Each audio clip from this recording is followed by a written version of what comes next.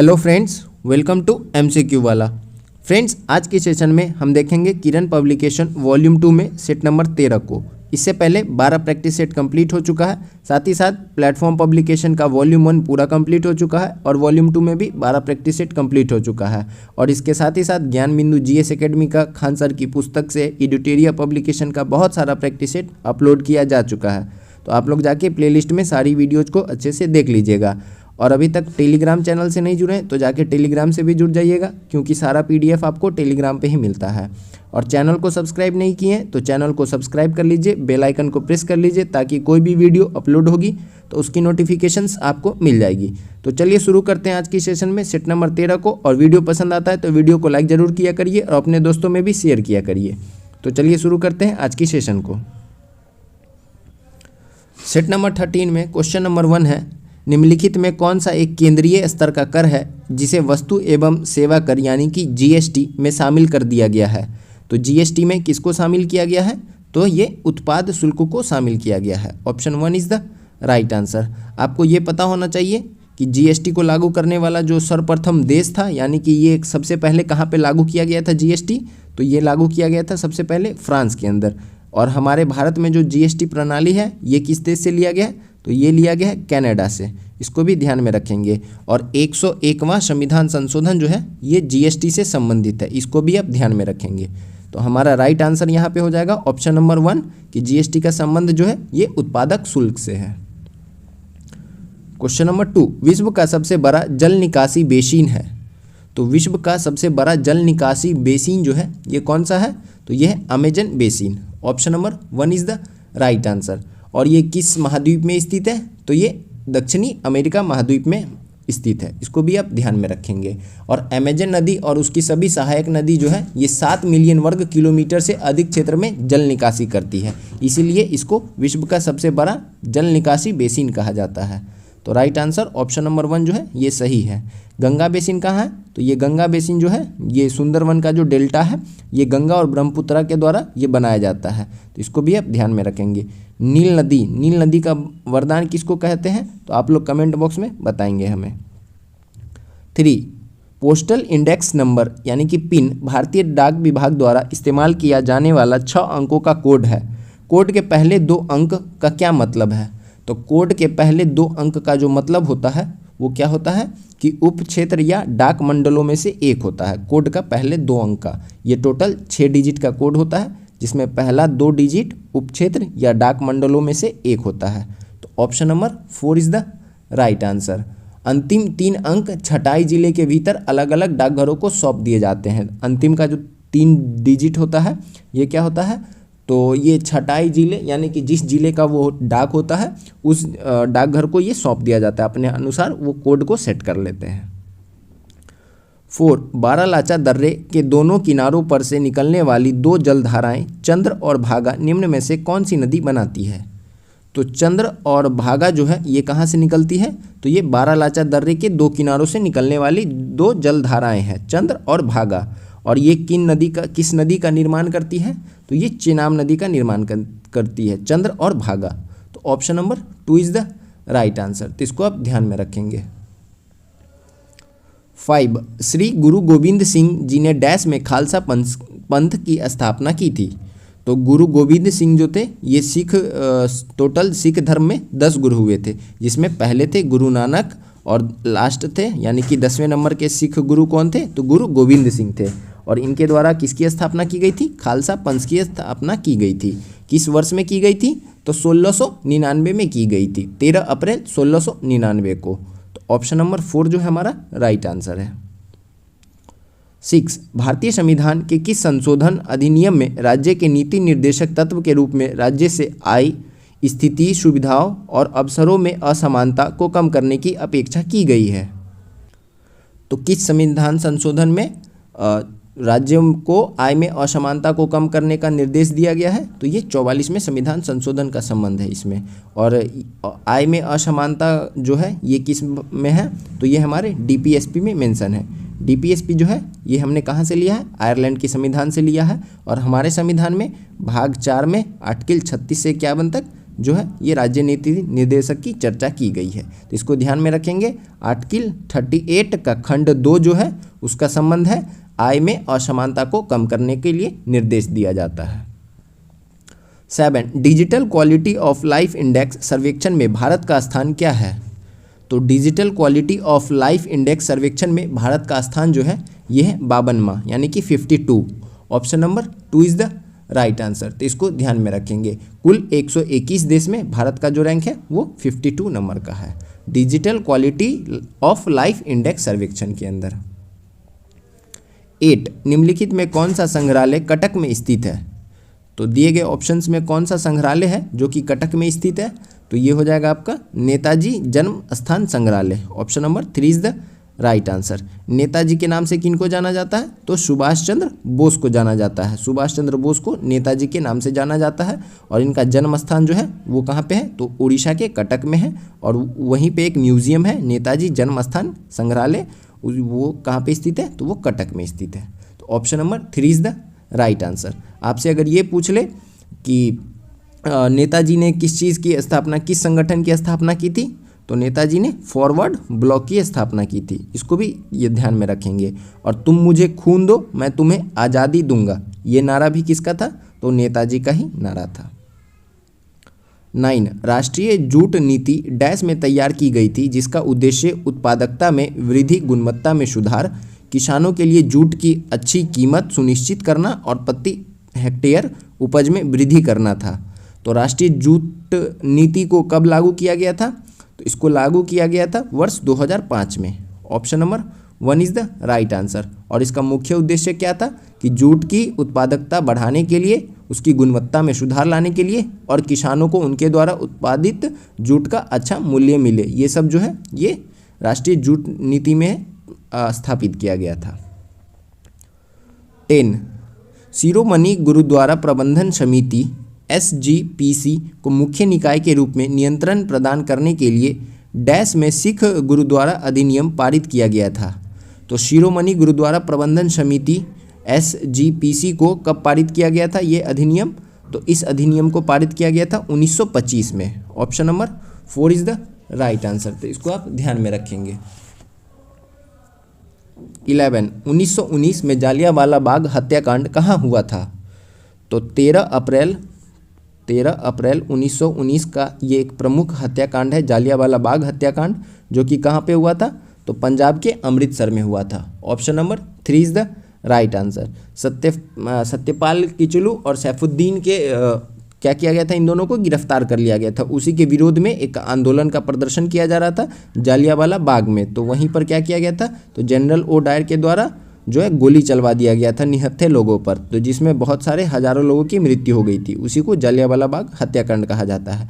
और इसी में कौन एक बच गए थे? तो एक छोटे, उस समय बहुत छोटे थे, सरदार उधम सिंह, वो क्या है उस समय बच जाते हैं। तो उसके बाद वो क्या करते हैं? ब्रिटेन में जाकर और जनरल ओ डायर की हत्या कर देते हैं। तो पूछ ले कि सरदार उधम सिंह जो है उनका संबंध किससे है? तो उनका भी संबंध था जालियांवाला बाग हत्याकांड में ही, लेकिन वो क्या थे? वहाँ पे बच गए थे और उसके बाद जनरल ओ डायर की हत्या कर देते हैं। 12 किस देश में भारत के बाहर दुनिया का दूसरा सबसे बड़ा मंदिर बनाया गया है? तो किस देश में भारत के बाहर दुनिया का दूसरा सबसे बड़ा मंदिर, तो ये कहाँ पे बनाया गया है? तो ये अमेरिका में बनाया गया है। Option number 4 is the right answer. America के न्यू जर्सी में ये विश्व के सबसे बड़े हिंदू मंदिर का निर्माण किया गया है। तो इसको आप ध्यान में रखेंगे, दूसरा सबसे बड़ा मंदिर। 13 राज्यसभा सदस्यों के अप्रत्यक्ष चुनाव के भारत के संवैधानिक प्रावधान को किस देश से अपनाया गया था? तो राज्यसभा के अप्रत्यक्ष चुनाव को भारत ने किस देश से अपनाया है? तो भारत ने अपनाया है इसको कहाँ से? दक्षिणी अफ्रीका से। Option number 2 is the right answer. संविधान संशोधन की प्रक्रिया भी हमने कहाँ से लिया है? तो हमने दक्षिणी अफ्रीका से ही लिया है। इसको भी आप ध्यान में रखेंगे। अमेरिका के संविधान से हमने क्या लिया है?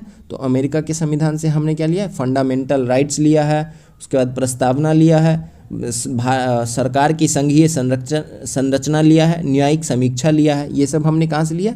अमेरिका की संविधान से लिया है। एकल नागरिकता हमने कहाँ से लिया? तो वो हमने इंग्लैंड से लिया है, एकल नागरिकता। संसद की सर्वोच्चता वो भी हमने इंग्लैंड से लिया है। और जर्मनी से हमने क्या लिया? तो हमने जर्मनी से आपात की जो प्रावधान है वो हमने जर्मनी से लिया है, आपातकाल की प्रावधान को।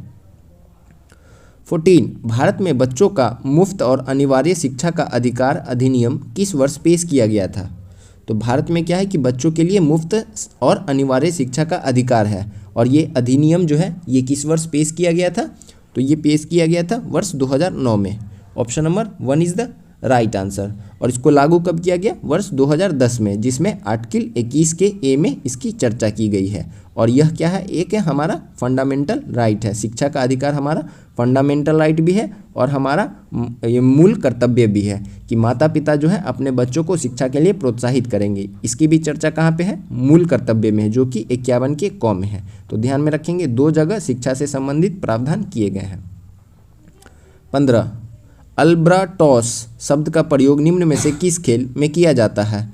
तो अल्बाट्रॉस का प्रयोग जो है ये किस खेल के लिए किया जाता है? तो ये किया जाता है गोल्फ के लिए। Option number 1 is the right answer. Albatross शब्द का जो संबंध है वो गोल्फ खेल से है, इसको आप ध्यान में रखेंगे। 16 हड़प्पा कालीन स्थल रंगपुर भारत के किस वर्तमान राज्य में स्थित है? तो हड़प्पा का जो समय काल है ये कब से कब तक है? 2350 ईसा पूर्व से लेकर 1750 ईसा पूर्व तक है, इसको आप ध्यान में रखेंगे। और ये पहला जो है पहला नगरीय सभ्यता भी है, हड़प्पा सभ्यता। हड़प्पा इसका क्यों नाम है? क्योंकि सबसे पहला खोजा हुआ स्थल जो है वो हड़प्पा था। और इसको हम सिंधु घाटी सभ्यता इसलिए कहते हैं क्योंकि जो लगभग साइट्स हैं वो कहाँ पे मिली है? तो वो सिंधु और उसकी सहायक नदियों के किनारे मिली है, इसलिए इसको सिंधु घाटी सभ्यता भी कहते हैं। और हमारा क्वेश्चन क्या है कि रंगपुर जो है ये भारत के किस राज्य में स्थित है? तो रंगपुर जो है ये कहाँ पे है? तो ये गुजरात के अंदर है। Option number 2 is the right answer. 17 इनमें से किस देश ने भारत को वर्ष 1975 में अपना पहला कृत्रिम उपग्रह प्रक्षेपित करने के लिए सहायता प्रदान की थी? तो किस देश ने भारत को वर्ष 1975 में अपना पहला कृत्रिम उपग्रह प्रक्षेपित करने के लिए सहायता दी थी?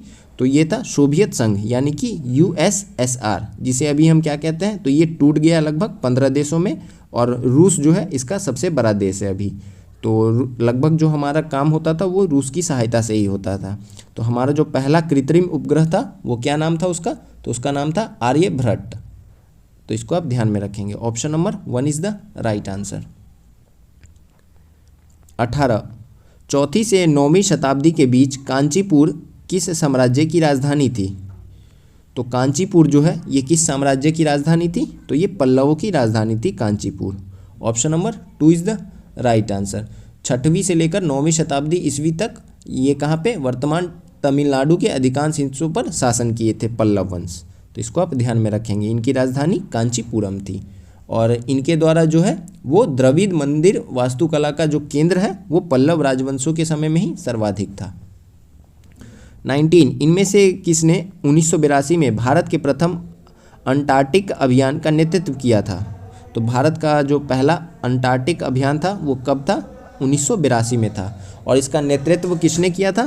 तो ये इसके नेतृत्वकर्ता जो थे ये डॉक्टर S.Z. कासिम थे, अंटार्कटिक अभियान के नेतृत्वकर्ता। तो इसको आप ध्यान में रखेंगे। Option number 4 is the right answer. 20 निम्नलिखित में कौन सा कथन सही है? तो दिए गए ऑप्शंस में कौन सा कथन सही है?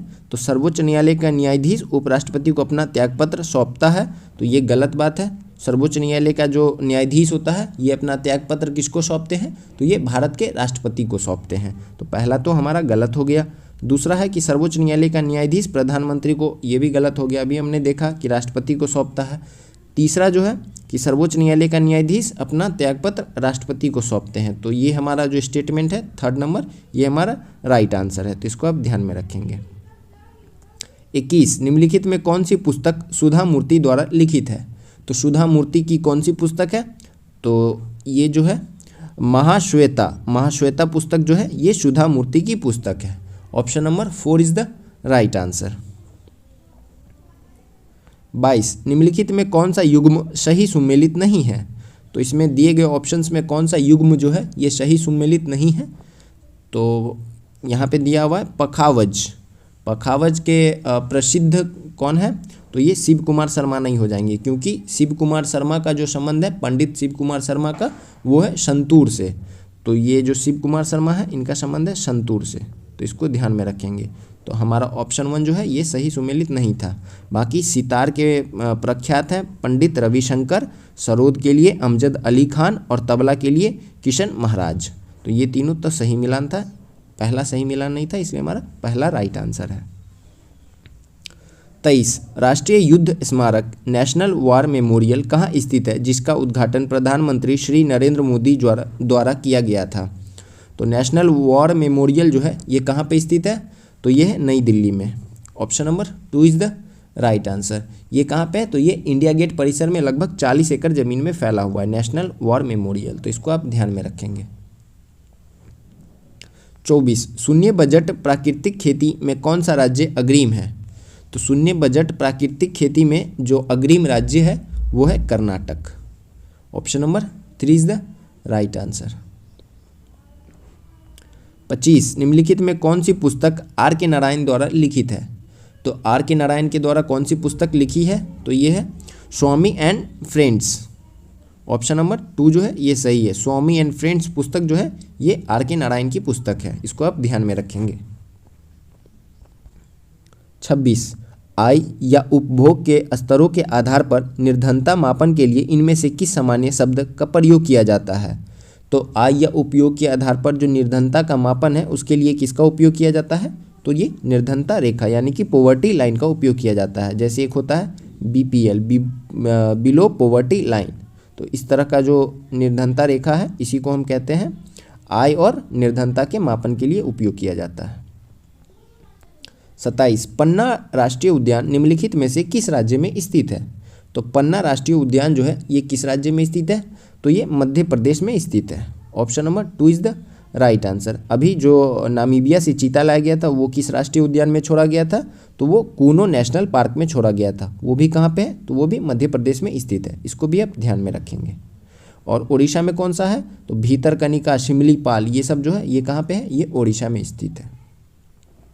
28 ग्लोबल इनोवेशन इंडेक्स 2023 रैंकिंग में भारत का स्थान क्या है। तो ग्लोबल इनोवेशन इंडेक्स 2023 में जो भारत का रैंकिंग है वो है 40। Option number 4 is the right answer. यानी कि हम क्या नया नया चीज़ का खोज करते हैं तो इस तरह से क्या होता है कि एक रैंकिंग तैयार किया जाता है और इसमें भारत का स्थान जो है वो 40वां नंबर का है। 29 आत्मकथा और उसके लेखक से संबंधित निम्नलिखित में से कौन सा युग्म गलत है। तो इसमें हमारा गलत युग्म पूछ रहा है, तो देखते हैं कौन सा गलत है। तो पहला जो है अनब्रेकेबल, ये मैरी कॉम की है, ये तो सही है। प्लेइंग इट माई वे, सचिन तेंदुलकर, ये भी सही है। एस अंगेस्ट ऑड्स, ये सानिया मिर्जा की है, ये भी सही है। The test of my life, ये कपिल देव की नहीं है, ये किसकी है, तो ये युवराज सिंह की आत्मकथा है, the test of my life. तो हमारा ऑप्शन 2 जो है ये राइट आंसर हो जाएगा, ये युवराज सिंह की आत्मकथा है, the test of my life. 30 आकाशगंगा के सबसे नज़दीक कौन सी आकाशगंगा है। तो आकाशगंगा के सबसे नज़दीकी आकाशगंगा जो है ये है Andromeda Galaxy. Option number 2 is the right answer, तो इसको आप ध्यान में रखेंगे, एंड्रोमेडा गैलेक्सी।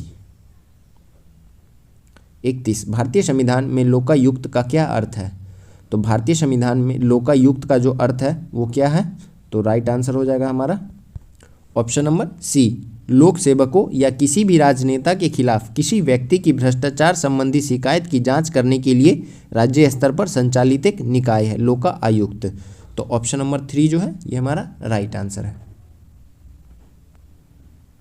32 मोत्सु महोत्सव बहुत हर्ष उल्लास का अवसर होता है क्योंकि बुआई का मौसम समाप्त हो चुका होता है। यह उत्सव डैश एवं जनजाति द्वारा मनाया जाता है। तो मोत्सु महोत्सव जो है ये किस राज्य की जनजाति के द्वारा मनाया जाता है, तो ये मनाया जाता है नागालैंड की जनजाति के द्वारा। Option number 4 is the right answer, Moatsu festival, इसको आप ध्यान में रखेंगे।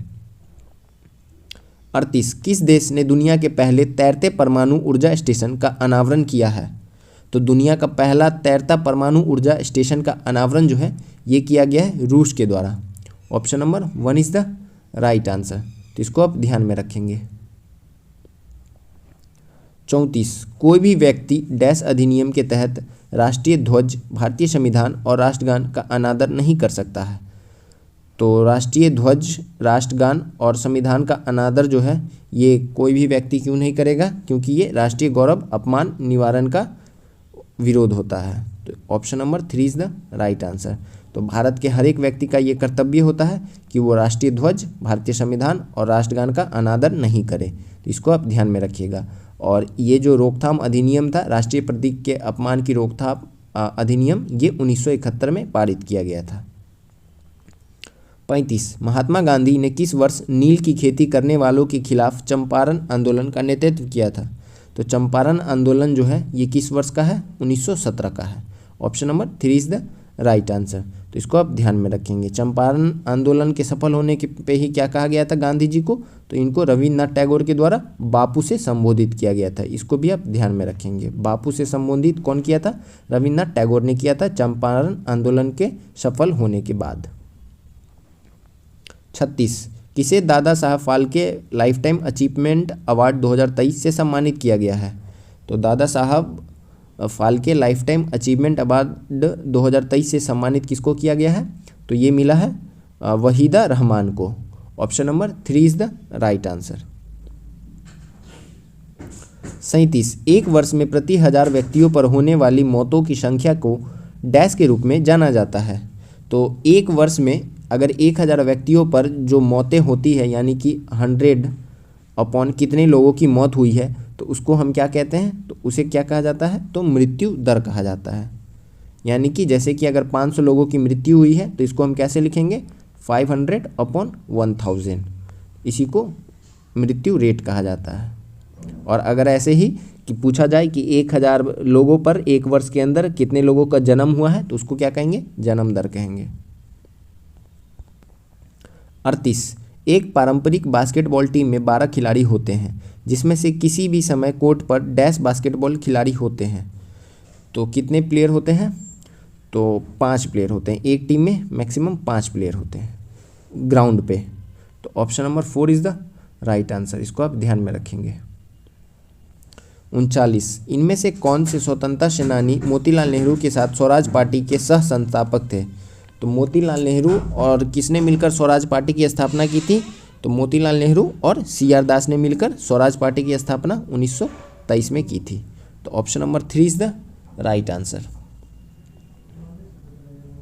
40 अंतर्द्रव्य जलिका यानी इंडोप्लाज्मिक रेटिकुलम के बारे में निम्नलिखित में कौन सा कथन सही है? तो पहला कथन है कि यह झिल्ली युक्त नलिका तथा सीट का एक बहुत बड़ा नेटवर्क होता है। तो ये बात सही है कि यह झिल्ली युक्त नलिका तथा सीट का एक बहुत बड़ा नेटवर्क होता है और यह संरचना में प्लाज्मा झिल्ली के समान होता है। तो दूसरा कथन भी सही है। ये दोनों कथन जो है इंडोप्लाज्मिक रेटिकुलम के बारे में है और हमारा ऑप्शन नंबर 4 जो है ये राइट आंसर हो जाएगा। पहला और दूसरा दोनों कथन सत्य है। 41 डैश पांडव राजवंश की राजधानी थी। तो पांडव राजवंश की राजधानी जो थी ये क्या थी? तो ये मदुरै थी। Option number 1 is the right answer. तो इसको आप ध्यान में रखेंगे। 42 तंजावुर में स्थित बृहदेश्वर मंदिर भारत के सबसे बड़े मंदिरों में से एक है। तो बृहदेश्वर मंदिर कहाँ पे है? तो ये तंजावुर में स्थित है। और ये किस राजवंश के काल के दौरान निर्मित किया गया था? तो ये किया गया था, जो बृहदेश्वर का मंदिर है ये चोल राजवंश के द्वारा इसका निर्माण करवाया गया था। और ये जो है द्रविड़ वास्तुकला का एक बहुत बड़ा उदाहरण है बृहदेश्वर मंदिर। तो option number 2 is the right answer. 43 निम्नलिखित गुप्त शासकों में से किसे भारत का नेपोलियन कहा जाता है? तो भारत का नेपोलियन जो है ये किसको कहा जाता है? तो समुद्रगुप्त को कहा जाता है। Option number 3 is the right answer. और समुद्रगुप्त का शासन काल जो है ये 335 से लेकर 375 ईस्वी तक है। इसको भी आप ध्यान में रखेंगे। पूछ ले कि गुप्त वंश की स्थापना किसने की थी? तो कुमार गुप्त ने श्री गुप्त ने गुप्त वंश की स्थापना की थी। कुमार गुप्त कौन थे? तो ये जो हमारा नालंदा विश्वविद्यालय है उसकी स्थापना कुमार गुप्त ने की थी। और भारत का नेपोलियन ये समुद्रगुप्त को जाना जाता है। 44 निम्नलिखित में कौन लिबरल पार्टी के टिकट पर ब्रिटिश संसद हाउस ऑफ कॉमन्स के लिए चुने जाने वाले पहले भारतीय थे? तो लिबरल पार्टी की तरफ से हाउस ऑफ कॉमन्स में चुने जाने वाले पहले भारतीय जो थे ये कौन थे? Dadabhai Naoroji. Option number 2 is the right answer. धन का जो व्यापक सिद्धांत है ये डॉक्ट्रिन ऑफ वेल्थ नेशन ये किसके द्वारा दिया गया था? ये भी दिया गया था दादा भाई नौरोजी के द्वारा ही। और ये लिबरल पार्टी की टिकट पर ब्रिटिश संसद में चुने जाने वाले पहले भारतीय भी थे। 45 पृथ्वी का सबसे बड़ा महासागर है। तो पृथ्वी का सबसे बड़ा महासागर जो है ये कौन सा हो जाएगा, तो ये है हमारा प्रशांत महासागर। Option number 2 is the right answer. प्रशांत महासागर किस शेप का है, तो ये हमें दिखाई देता है ट्रायंगल शेप का। और अटलांटिक महासागर जो है ये दूसरा सबसे महासागर है और ये हमें दिखाई देता है एस आकार का, तो इसको ध्यान में रखेंगे। और सबसे गहरी जो खाई है वो किस महासागर में है, प्रशांत महासागर में ही है, जिसे हम मैरियाना ट्रेंच कहते हैं। ये लगभग 11,022 मीटर गहरी है, तो इसको भी ध्यान में रखेंगे। 46 राज्यसभा का सदस्य बनने के लिए किसी भी व्यक्ति का भारतीय नागरिक और कम से कम डैश आयु का होना आवश्यक है। तो राज्यसभा का सदस्य बनने के लिए न्यूनतम आयु सीमा जो है ये कितनी है, तो वो 30 वर्ष है। Option number 1 is the right answer. और लोकसभा के लिए कितनी है, तो वो 25 वर्ष है। राष्ट्रपति और उपराष्ट्रपति के लिए 35 वर्ष है। तो इन सभी को आप ध्यान में रखेंगे। पूछ ले राज्यसभा के गठन की चर्चा ये किस आर्टिकल में है, तो ये आर्टिकल 80 में है। 81 में किसकी है, तो 81 में लोकसभा की चर्चा है। 47 बुद्ध इंटरनेशनल सर्किट में 22 सितंबर से 24 सितंबर 2023 तक आयोजित भारत जीपी किसने जीता। तो भारत जीपी को किसने जीता है, तो ये जीता है Marco Bezzecchi. Option number 1 is the right answer. और इसका आयोजन कहाँ पे किया गया था, तो बुद्ध इंटरनेशनल सर्किट में किया गया था 22 सितंबर से लेकर 24 सितंबर तक। तो इसको आप ध्यान में रखेंगे। और ये कहाँ पे है बुद्ध इंटरनेशनल सर्किट, तो ये है उत्तर प्रदेश में। 48 निम्नलिखित में कौन महानदी की एक सहायक नदी नहीं है। तो महानदी जो है ये कहाँ पे बहती है, तो ये उड़ीसा में बहती है। सबसे बड़ा बांध जो है हीराकुंड बांध, ये भी महानदी के ऊपर ही स्थित है। और महानदी की सहायक नदी इसमें से कौन नहीं हो जाएगी, तो ये इंद्रावती जो है ये महानदी की सहायक नहीं है। शिवनाथ, तेलन और हसदेव ये तीनों जो है ये महानदी की सहायक नदियाँ हैं। तो हमारा राइट आंसर जो है ये ऑप्शन नंबर 1 हो जाएगा। तो इसको आप ध्यान में रखेंगे। 49 इनमें से कौन 2 बार भारत के कार्यवाहक प्रधानमंत्री बने हैं।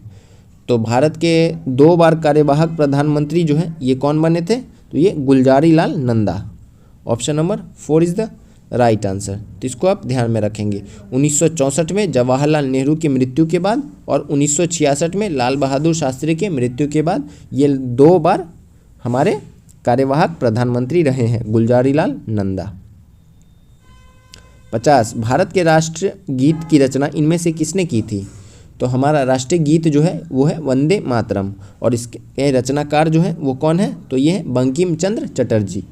तो बंकिम चंद्र चट्टोपाध्याय भी कहीं कहीं लिखा जाता है। तो हमारा option number 3 is the right answer. और इसको पहली बार कब गाया गया था, 1896 कोलकाता कांग्रेस के कोलकाता अधिवेशन में इसको गाया गया था। और वंदे मातरम को गाने में हमें कितना समय लगता है, तो हमें 65 सेकेंड लगता है। जैसे राष्ट्रीय गान गाने के लिए हमें 52 सेकेंड लगता है। इसको भी आप ध्यान में रखेंगे। 51 बंदर के काटने से होने वाले रोग की पहचान करें। तो बंदर के काटने से कौन सा रोग होता है, तो ये रेबीज नामक रोग जो है ये बंदर, कुत्ता इन सभी के काटने से रेबीज नामक रोग होता है। Option number 4 is the right answer. 52 malaria परजीवी के कारण होने वाले एक घातक बीमारी है जो डैश के काटने से लोगों में फैलती है। तो मलेरिया जो है ये किसके काटने से लोगों में फैलती है, तो ये एनाफिलीज मच्छर के काटने से लोगों में फैलती है। Option number 1 is the right answer.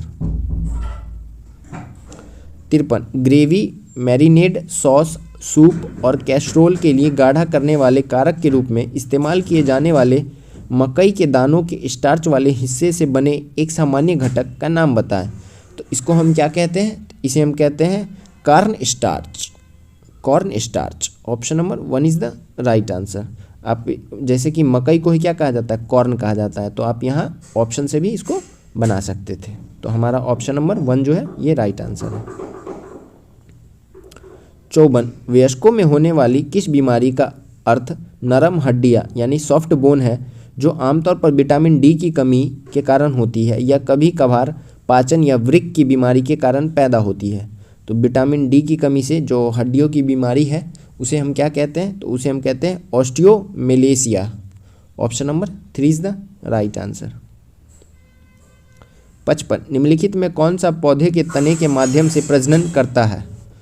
तो पौधे के तने के माध्यम से प्रजनन जो है ये कौन करता है, तो ये गुलाब।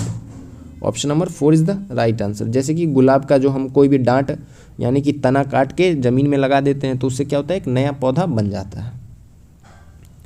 56 जी का मान, तो जी का मान जो है ये पृथ्वी की केंद्र की ओर जाने पर कम होने लगता है। ऑप्शन नंबर 2 जो है ये हमारा राइट आंसर है, तो इसको आप ध्यान में रखेंगे।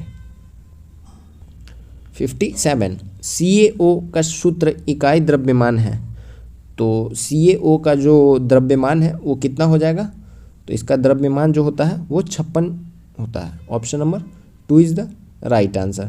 कैल्शियम का कितना होता है, तो कैल्शियम का होता है, इसका एटॉमिक नंबर 20 होता है और एटॉमिक मास 40 होता है। ऑक्सीजन का एटॉमिक नंबर 8 होता है और एटॉमिक मास 16 होता है, तो इन दोनों को जोड़ देंगे तो हमें 56 प्राप्त हो जाएगा। 58 निम्न में से किस प्रक्रिया में ऊष्मीय ऊर्जा निर्मित होती है, तो ऊष्मीय ऊर्जा जो है ये किस में निर्मित होती है, तो ये श्वसन में निर्मित होती है। Option number 4 is the right answer. और आंतरिक श्वसन जो है ये कहाँ पे होता है, तो ये माइटोकॉन्ड्रिया के अंदर होता है आंतरिक श्वसन, इसी को power house of the cell भी कहा जाता है।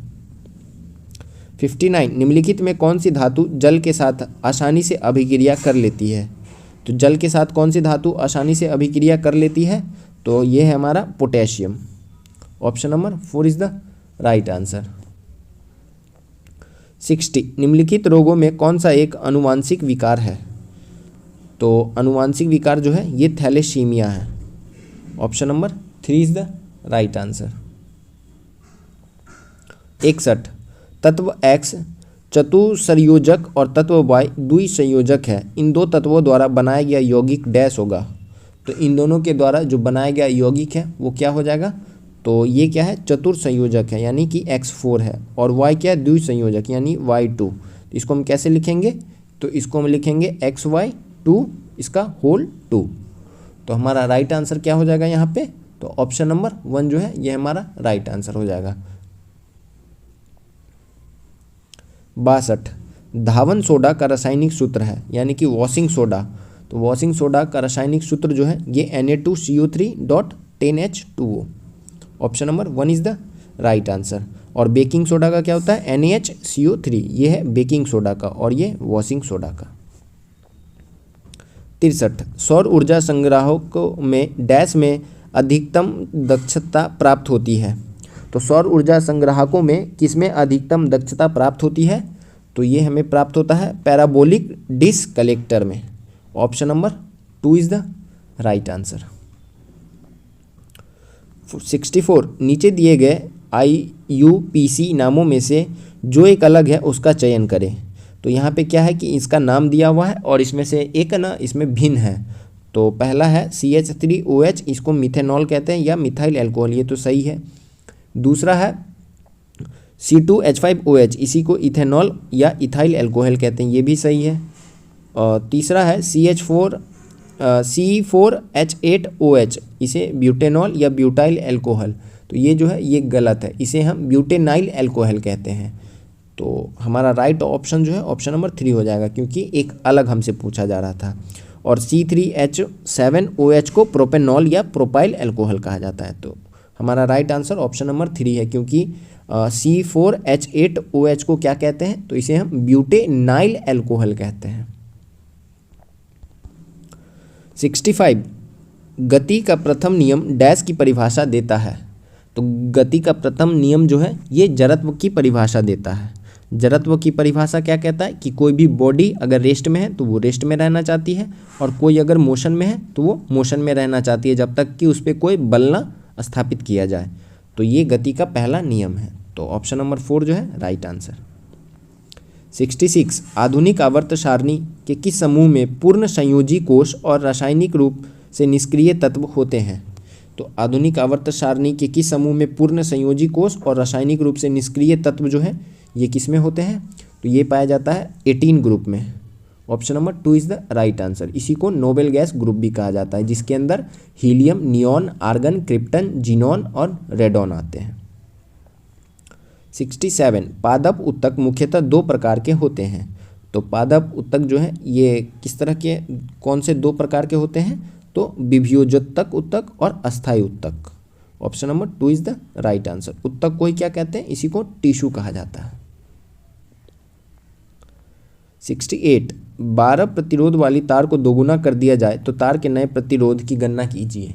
तो अगर 12 को दोगुना तो नया प्रतिरोध हम कैसे निकालेंगे, तो पहले का प्रतिरोध और जो तार की नई लंबाई है उसका स्क्वायर। तो पहले का प्रतिरोध कितना है, तो हमारे पास 12 है, और क्या कह रहा है कि जो तार है उसको दोगुना कर देंगे, यानी कि 2 का स्क्वायर, यानी कि कितना करेंगे 12/4, तो 4 तिया है, तो नया प्रतिरोध जो है वो कितना आएगा, वो 3 आएगा। Option number 1 is the right answer. 69 ध्वनि डैश का एक रूप है जो सुनने की अनुभूति पैदा करती है। तो ध्वनि जो है ये किसका एक रूप है, तो ध्वनि जो होता है ये आंतरिक ऊर्जा का एक रूप है। Option number 1 is the right answer. 70 जहाज़ों में क्या मापने के लिए इको लोकेशन का उपयोग किया जाता है। तो इको लोकेशन का उपयोग जो है जहाज़ों में क्या मापने के लिए किया जाता है, तो पानी की गहराई को मापने के लिए किया जाता है। Option number 1 is the right answer. 71 निम्नलिखित में कौन सा परमाणु के बारे में सही नहीं है। तो परमाणु के बारे में कौन सा सही नहीं है, तो पहला है कि परमाणु आकार में बहुत छोटे होते हैं, सही है। वे 10 मीटर क्रम के परिश्रम में होते हैं, ये भी सही है। 2 तत्व के परमाणु समान होते हैं, तो ये जो है ये गलत कथन है। तो इसलिए हमारा 3 जो है ये राइट आंसर हो जाएगा, क्योंकि पूछ रहा था कौन सा सही नहीं है। और एक तत्व के परमाणु सभी अवस्थाओं में समान होते हैं। तो हमारा राइट आंसर यहाँ पे ऑप्शन नंबर 3 है कि 2 तत्व के परमाणु जो है वो समान नहीं होते हैं। 72 किसी निकाय को एक समान वृत्तीय गति में चलाने में लगने वाले आवश्यक नियत बल को डैश कहा जाता है। तो किसी भी सर्कुलर जो पाथ होता है उसके अंदर कोई भी फोर्स जो लगता है उसे हम क्या कहते हैं, तो उसे अभिकेंद्रीय बल कहते हैं। ये सेंटर की तरफ फोर्स लगता है उसको हम अभिकेंद्रीय बल कहते हैं। तो इसको आप ध्यान में रखेंगे। 73 किसी तत्व का इलेक्ट्रॉनिक विन्यास 2, 8, 5 है, उस तत्व का नाम बताएं। तो इन तीनों को जोड़ देंगे कितना होगा, 15 होगा। और 15 किसका एटॉमिक नंबर है, तो ये फॉस्फोरस का। Option number 3 is the right answer. 74 एक सदिश राशि में परिमाण और दिशा दोनों होते हैं। तो यहाँ से आपको ध्यान में रखना है कि वेक्टर क्वांटिटी में परिमाण भी होता है और दिशा भी होता है, जबकि अदिश राशि में केवल परिमाण होता है और दिशा नहीं होता है। निम्न में से कौन सा एक सदिश राशि है, तो यहाँ पे एक वेक्टर क्वांटिटी कौन सा हो जाएगा, तो ये हमारा जो विस्थापन है यह एक वेक्टर क्वांटिटी है। Option number 3 is the right answer. 75 वेग समय ग्राफ पर समय रेखा का ढलान क्या कहलाता है। तो वेग समय ग्राफ जो होता है उस पर रेखा का ढलान जो है उसको हम क्या कहते हैं, तो त्वरण कहते हैं, यानी कि एक्सेलरेशन। तो ऑप्शन नंबर 3 जो है ये राइट आंसर है। तो आज ही हमारा किरण पब्लिकेशन वॉल्यूम 2 में सेट नंबर 13 समाप्त होता है। कल हम मिलेंगे नए प्रैक्टिस सेट में, सेट नंबर 14 में। तो अगर आप लोग अभी तक चैनल से नहीं जुड़े हैं तो चैनल को सब्सक्राइब कर लीजिए, बेल आइकन को प्रेस कर लीजिए और चैनल से जुड़ जाइए। अगर आपको लगता है कि ये वीडियो आपके लिए हेल्पफुल है तो प्लीज़ वीडियो को लाइक किया करिए, अपने दोस्तों में भी शेयर किया करिए।